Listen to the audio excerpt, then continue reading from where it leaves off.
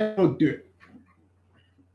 Le prix du cacao flambe à Londres face à la grève des dockers en Côte d'Ivoire, payé à 0,046 pounds le sac. Sur le marché à terme de Londres, les cours du cacao sont à leur plus haut niveau depuis 2 ans et demi. En cause, la grève des dockers à San Pedro, l'un des 2 principaux ports de Côte d'Ivoire avec Abidjan qui, lui, n'est pas touché par le mouvement social. Du moins, pas encore.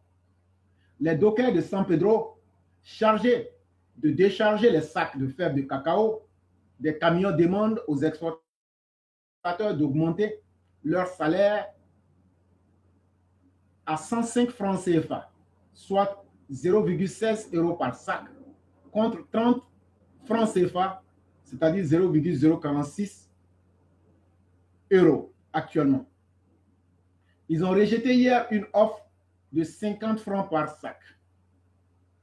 Seuls les petits exportateurs ont proposé cette augmentation alors que les grandes entreprises qui ont un volume important n'ont fait aucune offre. Nous ne retournerons donc pas au travail, a déclaré à Reuters Hamidou Sylla, l'un des dirigeants du mouvement. La grève a commencé le 24 octobre 2022, puis a été suspendue pendant 3 jours avant de reprendre le 31 octobre 2022. Ceci accentue considérablement la faiblesse des volumes de fèves qui sortent de Côte d'Ivoire depuis le démarrage de la nouvelle campagne 2022-2023, le 1er octobre 2022. Les arrivages de cacao aux 2 ports entre le 1er octobre et le 6 novembre 2022 ont totalisé 48 000 tonnes, soit 23% de moins que sur la même période de campagne dernière, selon les estimations des exportateurs interrogés par Reuters. Aucun cacao n'a été livré à San Pedro entre le 31 et le 6 novembre à cause de la grève, contre 42 000 tonnes au cours de la même période l'an dernier. Les exportateurs craignent que ce retard à décharger n'altère la qualité du cacao, sans parler du retard pris à l'expédition. Le moment n'est pas idéal. Novembre et décembre sont le pic d'activité pour nous, a déclaré un exportateur de San Pedro qui n'a pas souhaité être nommé. Un autre exportateur d'Abidjan, qui possède également une usine à San Pedro, a déclaré que son entreprise avait maintenant 2 semaines de retard sur ses plans. Nous sommes obligés de tout amener à Abidjan et nous commençons à manquer d'espace pour travailler correctement, a-t-il déclaré. Une source au Conseil du café et du cacao a déclaré que le régulateur était préoccupé par la situation et recherchait une solution qui satisferait toutes les parties.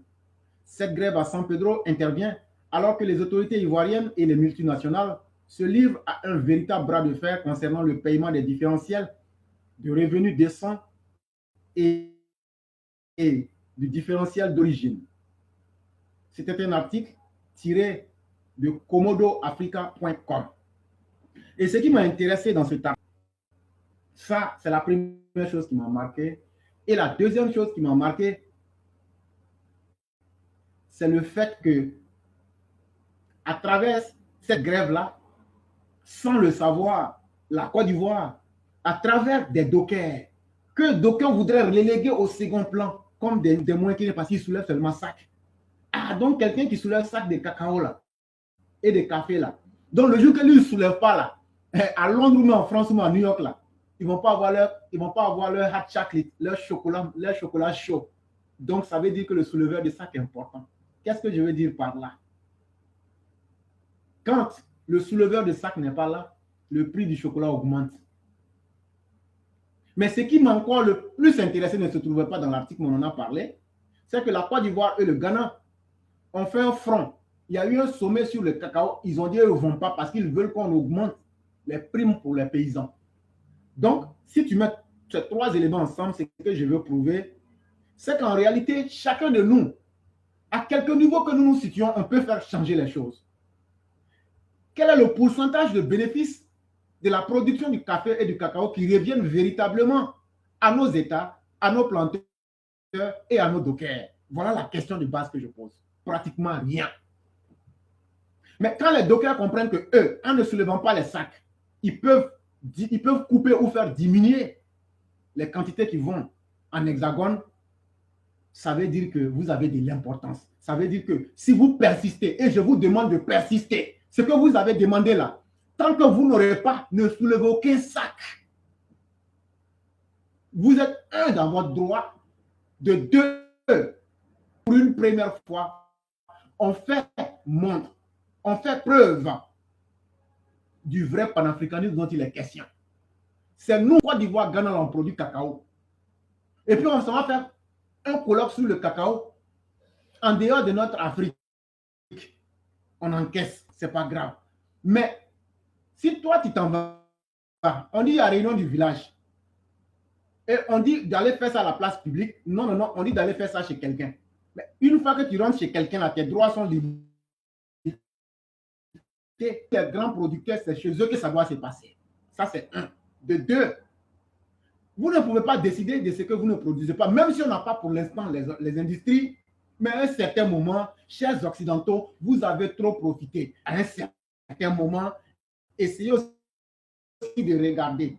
Quand vous dites que nous sommes en train d'infester l'Occident, nous sommes en train de devenir des menaces pour vous, c'est parce que vous nous maltraitez. C'est parce que vous n'êtes pas correct dans le commerce international.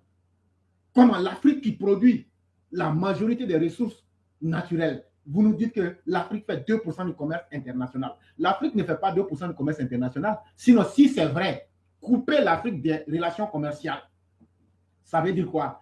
Quelque chose qui est 2%, ça veut dire que c'est pratiquement rien. Bon, quittez l'Afrique et puis laissez-nous comme ça. On va voir le vrai poids de l'Afrique dans le commerce international. En réalité, comme je le disais, c'est du faux, c'est des chiffres manipulés. L'Afrique ne représente pas 2%. L'Afrique représente, à cause des ressources naturelles, là, plus de 60%. Mais puisque c'est eux qui payent nos produits, puisque c'est eux qui nous manipulent, à un certain moment, ils peuvent dire ce qu'ils veulent.